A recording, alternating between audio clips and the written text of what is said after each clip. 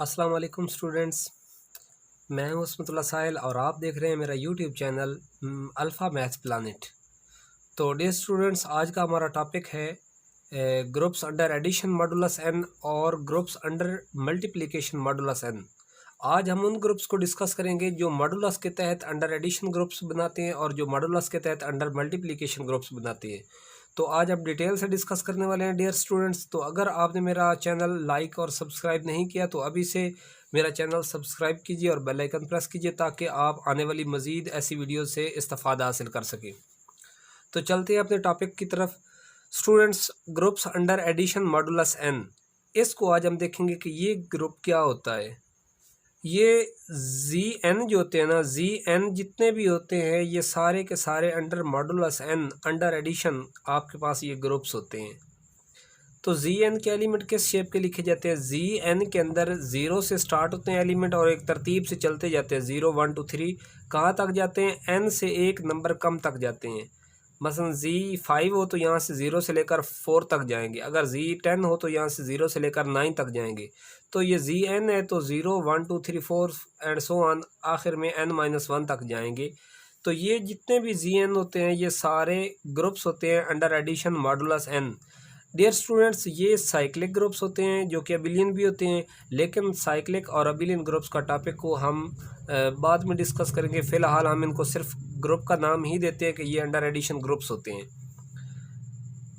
तो ये G N जो होते हैं ये ग्रुप्स होते हैं मॉडुलस एन के तहत ये ग्रुप होते हैं। हम यहाँ पे देखेंगे कि ये कैसे एन के तहत ग्रुप बनाते हैं। हमारे पास एक एग्जांपल ले लेते हैं Z4। Z4 हमारे पास एक एग्जांपल है जिसमें एलिमेंट होंगे 0 से लेकर 3 तक होंगे, 0 1 2 3। मॉड 4 के तहत ये अंडर एडिशन ग्रुप बनाते हैं। तो आइए स्टूडेंट्स देखते हैं कि क्या ये अंडर एडिशन ग्रुप बनाते हैं या नहीं बनाते। सबसे पहले हम इनकी क्लोजर प्रॉपर्टी चेक करेंगे। G1 पहली प्रॉपर्टी। तो क्लोजर प्रॉपर्टी चेक करने के लिए हम कैले टेबल बनाएंगे। कैले टेबल में हम इसके एलिमेंट को रो में भी लिख देंगे, कॉलम में भी लिख देंगे और अब इनको ऑपरेट करवाएंगे अंडर एडिशन। 0 + 0 स्टूडेंट्स हमारे पास 0 होता है, 0 + 1 हमारे पास 1 होता है, 0 + 2 हमारे पास 2 होता है, 0 + 3 हमारे पास 3 होता है। इस तरीके से 1 + 0 1 होता है, 1 + 1 2 होता है, 1 + 2 3 होता है। स्टूडेंट्स 1 + 3 हमारे पास होता है 4। जब ये वैल्यू मॉड के इक्वल या मॉड से बड़ी आ जाए तो उस मॉड से उसको रिजॉल्व कर दिया जाता है, डिकम्पोज कर दिया जाता है, रोटेट कर दिया जाता है। मसलन 1 + 3 हमारे पास 4 आया है तो चूँकि मॉड की इक्वल आ गई है, मॉड की इक्वल आ जाए तो वो आइडेंटिटी पे रुक जाता है। चूँकि उसकी इक्वल वैल्यू आ गई तो यहाँ पे 0 लग जाएगा। अगर यहाँ पे 1 प्लस यहाँ पे कहीं 4 आ जाता फ़र्ज़ करें तो 1 + 4 5 होना था, तो 5 में से 4 तो निकल जाने थे मॉड के, बाकी एक बच जाना था जिसको रेजिड्यू बोलते, तो वो यहाँ पे एक लिख देना था। तो यहाँ पे अब 2 + 0 क्या होता है? 2 होता है, 2 + 1 3 होता है, 2 + 2 4 होता है जो कि मॉड 4 के तहत आंसर 0 देता है। और 2 + 3 ये हमारे पास 5 बनता है। ये 5 मॉड 4 के तहत 5 में से 4 निकल जाए तो बाकी एक बचता है, ये एक आ गया। 3 + 0 3 होता है हमारे पास, 3 + 1 4 होता है, 4 मॉड 4 के तहत 0 रिजल्ट देता है। 3 + 2 5 होता है और 5 मॉड 4 के तहत 1 रिजल्ट देता है।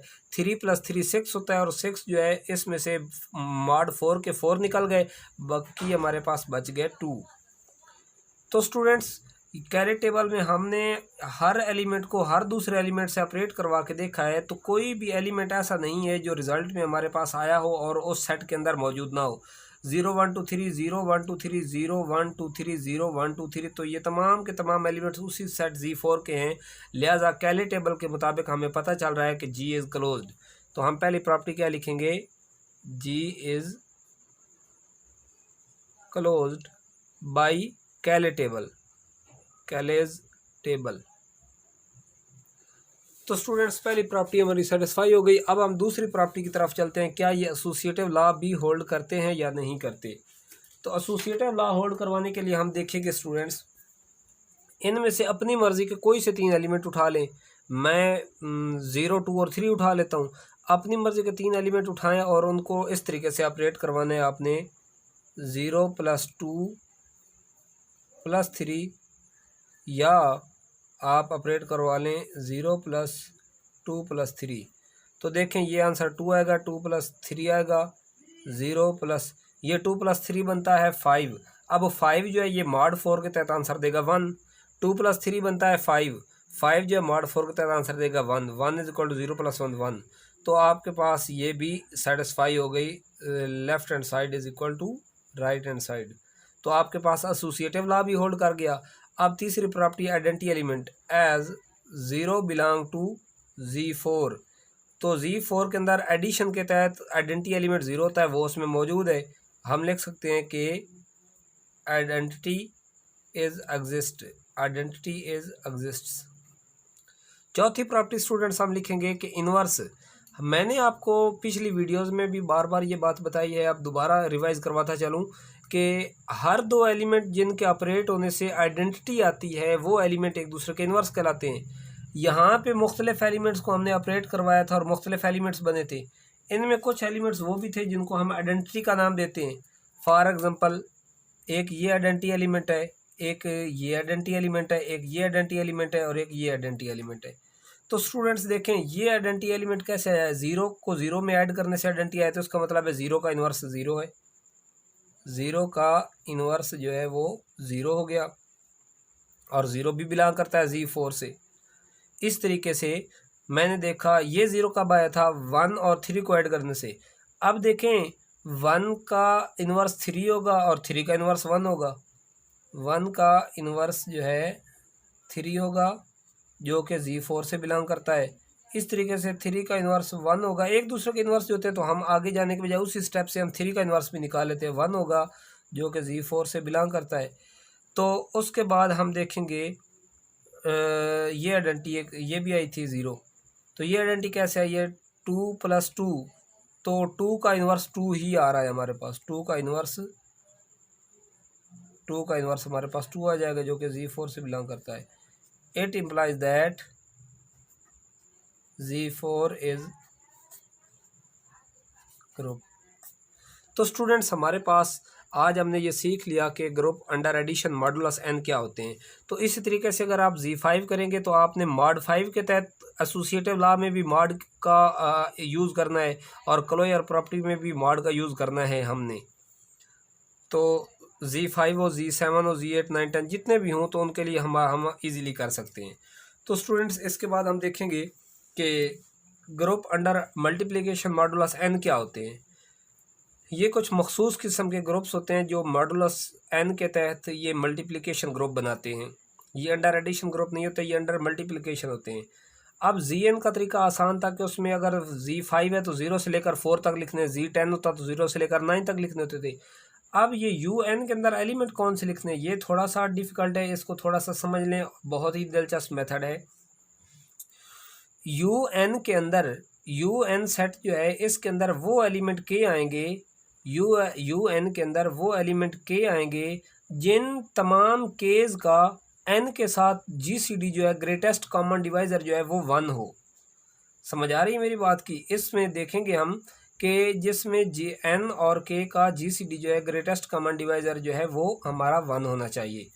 तो स्टूडेंट कैसे, जिस तरह हम देखते हैं फ़र्क करें 7 है और 8, अगर हमारा n 7 हो और k हमारा 5 हो तो 7 और 5 को डिवाइड करने वाला नंबर कौन सा है जो दोनों को डिवाइड करे, कोई भी ऐसा नंबर नहीं, सिर्फ 1 ही है जो दोनों का कॉमन डिवाइज़र है, सबसे बड़ा कॉमन डिवाइज़र। तो ऐसे नंबर जो हैं वो जिनका ग्रेटेस्ट कॉमन डिवाइज़र 1 हो, और याद रख लें एक बात कि जिन दो नंबर्स का GCD 1 होता है वो दोनों नंबर रिलेटिवली प्राइम होते हैं। तो हम ये बात यूँ भी कह सकते हैं कि UN के अंदर वो तमाम एलिमेंट्स के आते हैं जो n के साथ रिलेटिवली प्राइम होते हैं, यानी जिनका n के साथ ग्रेटेस्ट कॉमन डिवाइज़र 1 होता है। तो स्टूडेंट्स इस तरह के तमाम UN जो होते हैं ये अंडर मल्टीप्लिकेशन मॉड n के तहत ये ग्रुप बनाते हैं, मल्टीप्लिकेशन ग्रुप बनाते हैं। हम इसकी एक एग्जांपल ले लेते हैं U10। यहाँ पे स्टूडेंट्स n की वैल्यू हमने 10 ली हुई है। U10 में हम वो एलिमेंट लिखेंगे जिनका 10 के साथ GCD 1 होता है। तो स्टूडेंट्स यहाँ पे देखें 1 और 10 का GCD जो होता है वो 1 होता है, और 2 और 10 का GCD जो होता है वो तो 2 होता है, क्योंकि 10 और 2 का कॉमन डिवाइज़र 1 भी है और 2 भी है। तो 2 जिसका वो कॉमन डिवाइज़र हमने वो नहीं लेना, हमने सिर्फ वो लेने जिनका GCD जो है वो 1 आता हो। तो 2 को हमने छोड़ दिया। फिर 3 और 10 के दरमियान जो GCD होता है वो 1 होता है, तो हमने 3 लिख लिया। 4 नहीं लिखा क्योंकि 4 और 10 के कॉमन डिवाइज़र जो है वो 1 भी है और 2 भी है, तो हमने ऐसा नहीं लेना, 4 को छोड़ दिया। 5 को भी छोड़ दिया क्योंकि 5 और 10 का कॉमन डिवाइज़र जो है वो 1 भी है और 5 भी है। 6 को भी छोड़ दिया क्योंकि 6 और 10 का GCD जो है, सॉरी, जो कॉमन डिवाइज़र है वो 1 भी है और 2 भी है। 7 को ले लिया क्योंकि 7 का GCD 10 के साथ हमेशा 1 आता है। 8 का नहीं लिखा 10 के साथ क्योंकि 8 का कॉमन डिवाइज़र 2 भी है, GCD 2 आता है और 10 के साथ भी 2 आता है, तो 8 को भी छोड़ दिया। 9 और 10 का जो ग्रेटेस्ट कॉमन डिवाइज़र है वो 1 ही आता है, लिहाजा 9 को भी लिख दिया। अब 10 से बड़े नंबर तो हम लिख नहीं सकते, हम जितना n हो याद रख लें कि n से कम नंबर लिखने होते हैं, लेकिन ये नंबर हमेशा 1 से स्टार्ट होते हैं। 0 UN के अंदर 0 नहीं होता और GN के अंदर 0 होता है। तो इस तरीके से हमने देखा कि 1379। तो स्टूडेंट इस तरीके से अगर ये कहा जाए कि U5 लिखे तो हमें पता होना चाहिए कि 5 के साथ कौन से रिलेटिवली प्राइम नंबर है। यहाँ पे एक दिलचस्प बात बताता चलूँ कि अगर n अगर आपका कोई प्राइम नंबर आ जाए, मसलन U7 आ जाए, 7 अब प्राइम नंबर है, तो बड़ी दिलचस्प बात है कि जब प्राइम नंबर आ जाता है, n आपका प्राइम नंबर हो, तो प्राइम नंबर से नीचे वाले जितने भी नंबर होते हैं वो सारे के सारे उस प्राइम के साथ रिलेटिवली प्राइम होते हैं, तो उन सब को लिख दिया जाता है। मसलन अगर U7 है तो उसमें 1 2 3 4 5 6 तक हमने सारे लिख देने होते हैं। अगर U11 होता तो हमने 1 2 3 4 5 6 7 8 9 10 तक सारे लिख देने थे। अगर प्राइम नंबर आ जाए तो प्राइम नंबर से नीचे वाले सारे पॉजिटिव इंटीजर जो होते हैं वो लिख दिए जाते हैं। तो स्टूडेंट्स हमारे पास U10 जो है वो ये 1379 एक सेट है। हमने देखना है कि ये मॉड 10 के तहत ग्रुप बनाता है या नहीं बनाता। तो हमने कैले टेबल देखा सबसे पहले क्लोजर प्रॉपर्टी चेक करने के लिए। 1 मल्टीप्लाई बाई 1 क्या होता है? 1 multiply by 1 1, 1 multiply by 3 3, 1 multiply by 7 7, 1 multiply by 9, ये हमारे पास 9 आ गया। 3 मल्टीप्लाई बाई 1 3 होता है, 3 मल्टीप्लाई बाई 3 ये 9 होता है, 3 मल्टीप्लाई बाई 7 21 बन गया। 21 जो है मॉड 10 के तहत देखा जाए, एक दफ़ा 10 निकाला तो बाकी 11 बच गया, बाकी दूसरी दफ़ा 10 निकाला तो बाकी 1 बच गया। तो ये 21 जो है ना, इसको अगर 10 पे डिवाइड करें तो 20 तक तो 2 2 10 निकल गए और बकाया 1 बच गया, तो यहाँ पे 1 आ जाएगा। 3 मल्टीप्लाई बाई 9, 9 3 बार 27 होता है, और 27 जो है ये मॉड 10 के तहत आंसर 7 देता है, क्योंकि 2 दफ़ा 10 10 निकलेंगे तो 20 तो निकल गए, बाकी 7 बच गए, और 7 जो होता है वो मॉड से छोटा है, उसके ऊपर मज़ीद मॉड अप्लाई नहीं कर सकते हम। इस तरीके से 7 मल्टीप्लाई बाई 1 7, 7 मल्टीप्लाई बाई 3 21 होता है, और 21 जो है वो मॉड 10 के तहत आंसर 1 देता है। 7 मल्टीप्लाई बाई 7 49 होता है, 49 जो है ये मॉड 10 के तहत आंसर 9 देता है। 7 9 बार 63, ये 63 जो है मॉड 10 के तहत आंसर 3 देता है हमें। इसी तरीके से स्टूडेंट्स 9 जो है, 9 हमें 1 के साथ मल्टीप्लाई करें तो ये 9, 9 को 3 के साथ मल्टीप्लाई करें तो 27 आता है। 27 मॉड 10 के तहत 7 आंसर देता है। 9 मल्टीप्लाई बाई 7 करें तो 63 आता है। 63 जो है ये मॉड 10 के तहत आंसर 3 देता है। और 9 मल्टीप्लाई बाई 9 करें तो 81 आता है। 81 जो है इसको 10 पे डिवाइड करें तो 80 तक तो तमाम 10 निकल जाएंगे, बाकी 1 बच जाएगा रेजिड्यू, तो वो हमारे पास 1 आ जाएगा। तो स्टूडेंट्स इन तमाम कॉलम्स और रोज़ को हमने ऑपरेट किया, तो ये जो हमारे पास ये आउटपुट हमें मिली है, जो अंदर हमने बनाई है खुद अभी, तो ये तमाम आंसर हैं। क्या इनमें कोई आंसर आपको ऐसा नज़र आ रहा है जो हो सेट U10 से बाहर हो? बिल्कुल ऐसा नहीं है, सारे के सारे एलिमेंट U10 के अंदर मौजूद है। तो कैले टेबल के अकॉर्डिंग हमें पता चला कि U10 जो है ये क्लोज्ड है, U10 इज़ क्लोज्ड। तो क्लोजर प्रॉपर्टी होल्ड हो गई अंडर मल्टीप्लिकेशन। अब दूसरी प्रॉपर्टी है एसोसिएटिव लॉ की। स्टूडेंट्स अपनी मर्जी से हम कोई 3 एलिमेंट उठा लें, 3 7 9 उठा लें हम, तो हम कहते हैं 3.7.9 करें या 3.7.9 करें, तो देखते हैं क्या आंसर इक्वल आता है। 7 3 बार 21 होता है, मॉड 10 के तहत आंसर 1 आएगा और 7 9 आ जाएगा। 3.7 9 बार 63 होता है, मॉड 10 के तहत आंसर जो होता है वो 3 आ जाएगा। तो 9 इज इक्वल टू 9 आ जाएगा। Left hand side is equal to right hand side. तो हमारे पास एसोसिएटिव लॉ भी होल्ड कर गया।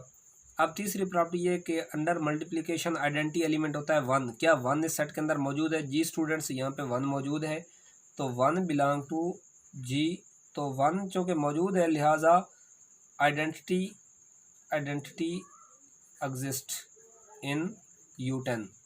तो स्टूडेंट्स चौथा हमारा पॉइंट है कि हमने देखना है कि किस किस एलिमेंट का इन्वर्स कौन कौन सा है और क्या वो इन्वर्स जो है वो सेट के अंदर मौजूद है या बाहर चला गया है। तो स्टूडेंट्स देखें, मैंने पहले भी ये तरीक़ाकार बताया है कि ये दो एलिमेंट को ऑपरेट करवाने से आइडेंटिटी आए तो वो दोनों एलिमेंट एक दूसरे के इन्वर्स कहलाते हैं। अगर ये यहाँ पे 1 आया था, यहाँ पे 1 आया था और यहाँ पे 1 आया था और यहाँ पे 1 आया था, तो हम देखेंगे कि ये इस आइडेंटिटी के इधर उधर कौन से एलिमेंट थे। 1 को 1 से ऑपरेट करवाया तो आइडेंटिटी आया, तो उसका मतलब है 1 का इन्वर्स 1 है। तो 1 का इन्वर्स जो है वो हमारे पास 1 आएगा, जो कि आपके पास U10 में मौजूद है। अब इस तरीके से ये 1 कैसे आया था, 3 को 7 से ऑपरेट किया, तो इसका मतलब है 3 का इन्वर्स 7 है और 7 का इन्वर्स 3 है। 3 का इन्वर्स 7 है जो कि U10 में मौजूद है और 7 का इन्वर्स जो है वो 3 है जो कि U10 में मौजूद है। तो स्टूडेंट्स इसी तरीके से हमारे पास देखें ये वाला 1 कैसे आया है, ये आया है 7 को 3 से मल्टीप्लाई किया तो 7 का इन्वर्स 3, तो ये तो हम देख चुके हैं 3 का 7। और ये कैसे आया, 9 को 9 से मल्टीप्लाई किया तो 1 के आया, इसका मतलब ये हुआ 9 का मल्टीप्लिकेटिव इन्वर्स जो है वो 9 ही है। 9 का इन्वर्स जो है वो 9 है जो कि U10 से बिलोंग करता है। इट इम्प्लाइज दैट, क्योंकि तमाम प्रॉपर्टीज फुलफिल हो चुकी है लिहाजा U10 is group under multiplication mod 10। तो स्टूडेंट्स उम्मीद है आप सबको समझ आ गई होगी। आप एक दफ़ा U10 के लिए, U8 के लिए, U7 के लिए, डिफरेंट के लिए प्रैक्टिस कीजिएगा और दोबारा लेक्चर सुनिएगा, आपको इंशाल्लाह हेल्पफुल साबित होगा। आज तक के लिए इतना ही काफ़ी है। नेक्स्ट लेक्चर में हम कुछ ग्रुप की प्रॉपर्टीज़ होती हैं और कुछ आइडेंटिटी एलिमेंट के बारे में और इन्वर्स एलिमेंट के बारे में, उनकी यूनिकनेस के बारे में बात करेंगे। तब तक के लिए अल्लाह हाफिज़।